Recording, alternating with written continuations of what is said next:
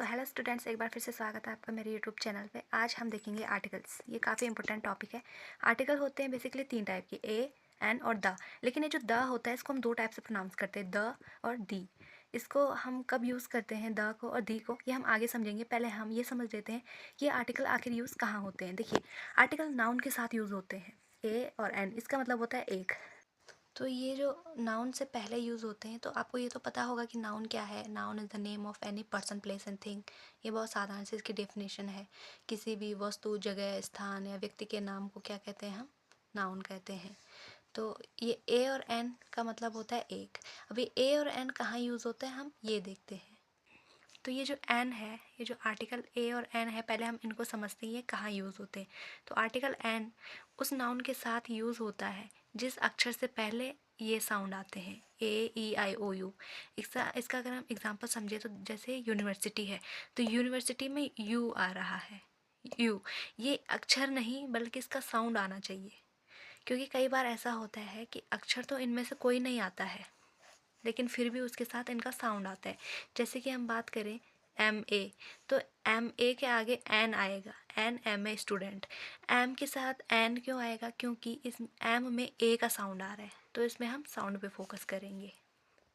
आसान भाषा में अगर आपको इसके समझना है तो जिन नाउन का साउंड अ से अह तक के अक्षर से स्टार्ट होता है उनके आगे एन लगेगा, और जिनका साउंड बाकी क से ज्ञ तक है वह ए लगेगा। तो आप समझ गए होंगे। ये एग्जांपल मैंने आपको अभी दिया, एम ए। तो अगर हम एम ए पास लड़का को इंग्लिश में कहेंगे तो हम कहेंगे an M A passed boy, क्योंकि एम ए का साउंड ए से स्टार्ट होता है। ऐसे ही यूनिवर्सिटी में एन नहीं बल्कि ए आएगा, क्योंकि इसका साउंड यू से स्टार्ट हो रहा है, यू में य आ रहा है। और मैंने क्या कहा आपको, अ से अह तक आना चाहिए, ना कि ये किस में आएगा? ये ए में आएगा। तो जब भी हमें ए और एन का यूज़ करना है तो उससे पहले हमें ये देखना है कि जो नाउन इसके बाद आ रहा है उसमें साउंड किस चीज़ का है। मैंने आपको साउंड बताया, ए ई आई ओ यू, इनको वॉल्स भी कहते हैं, ठीक है। इसका साउंड आना चाहिए, अक्षर भले अलग हो लेकिन साउंड इन्हीं का होना चाहिए, तभी आप एन यूज़ करेंगे। और ए आप इनके अलावा जितने भी शब्द आएंगे, जितने भी शब्दों के साउंड आएंगे, आप तब यूज़ करेंगे। अब हम बात करते हैं द, या फिर जिसको दी भी कहते हैं। तो द को कब दी और कब द प्रोनाउंस करना है, इसका रूल भी सेम ए और एन की तरह है। अगर आप द के बाद आने वाले वर्ड्स का sound A E I O you सुनते हैं, तो या फिर हिंदी वर्णमाला के अकॉर्डिंग अ से अह तक का कोई साउंड आता है, तो आप द को दी बोलेंगे। क्या बोलेंगे? द को दी बोलेंगे। लेकिन अगर द के बाद वाला वर्ड क से ज्ञ तक की किसी अक्षर के साउंड से शुरू होता है, तो आप द को द ही कहेंगे। एग्जाम्पल के लिए, द एप्पल, यानी कि ए हो रहा है ना यहाँ पे शुरू, ए। तो ये क्या है? ये ए ई आई ओ यू इसका साउंड है, तो हम इस द एप्पल को द नहीं कह के दी कहेंगे।